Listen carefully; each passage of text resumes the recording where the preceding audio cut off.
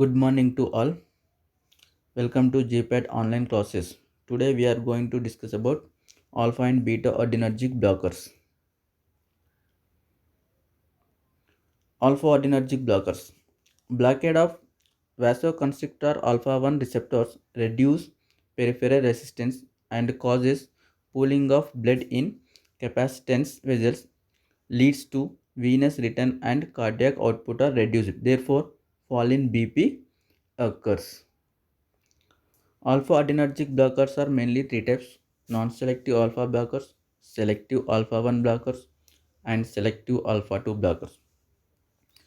Examples for non-selective alpha blockers are phenoxybenzamine, phentolamine, and tolazolone. Phenoxybenzamine. Phenoxybenzamine is a beta haloalkylamine derivative which blocks adrenoreceptors irreversibly. It is the drug of choice for pheochromocytoma. Next one is phentolamine. It is a imidazoline derivative and which is a reversible alpha blocker. It is preferred in patients with pheochromocytoma undergoing surgery. Next one is tolazoline. Tolazoline is used in the treatment of Raynaud's disease and pulmonary hypertension in neonates. Next one is selective alpha 1 blockers. Selective alpha 1 blockers do not cause reflex tachycardia as they don't increase the release of noradrenaline, but non-selective alpha blockers cause reflex tachycardia. Drug of choice for hypertension with BPH. BPH is benign prostate hypertrophy. The drug of choice for hypertension with BPH is terazosin or prazosin. These two are quinazoline derivatives. Drug of choice for BPH alone is tamsulosin. Tamsulosin is a uroselective alpha 1A or 1D blocker. Finasteride. Finasteride is a 5-alpha reductase inhibitor which acts by inhibiting the conversion of testosterone to dihydrotestosterone and reduce the size of the prostate. Adverse effects of alpha blocker.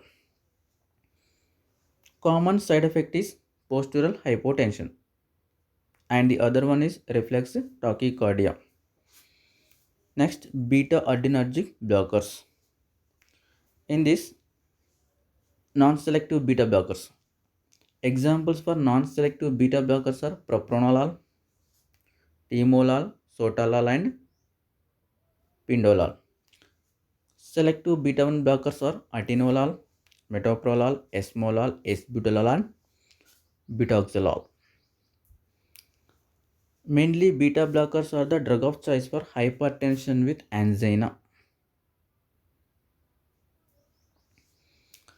Lipid soluble beta blockers are propranolol, pindolol, penbutalol. You should remember it is as P3. P3 propranolol, pindolol and penbutalol. Water soluble beta blockers are atenolol, nadolol and sotalol. So you can remember it is as ANS. A means atenolol, N means nadolol, S means sotalol. ANS. Beta blocker with local anesthetic activity. Drugs are propranolol, pindolol, atenolol, labetalol and metoprolol. Beta blocker having minimum protein binding is atenolol. Maximum protein binding and highest first pass metabolism is propranolol.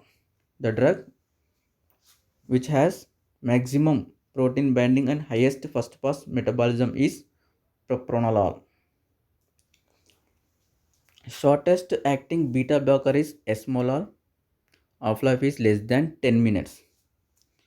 Beta blocker preferred for topical use in eye for glaucoma is timolol. Most effective beta blocker for chronic prophylaxis of migraine is propranolol.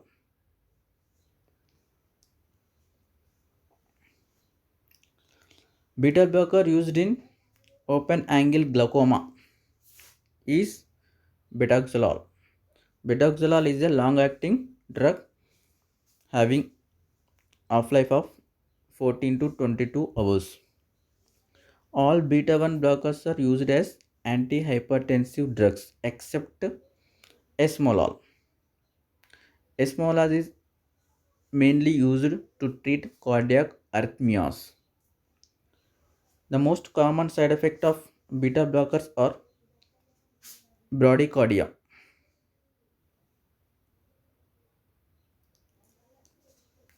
Next one is alpha plus beta blockers. Examples for alpha plus beta blockers are labetalol and carvedilol.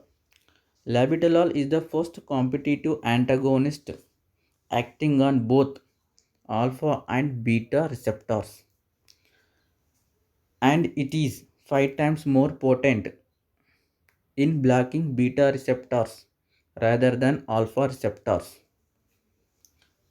Most important side effect of labetalol is postural hypotension. Carvedilol is a beta 1 plus beta 2. Carvedilol is a beta 1 plus beta 2 plus alpha 1 blocker. Beta 1 plus beta 2 plus alpha 1 blocker is a carvedilol. So these are the alpha and beta adrenoreceptor blockers. Thank you. Thank you very much.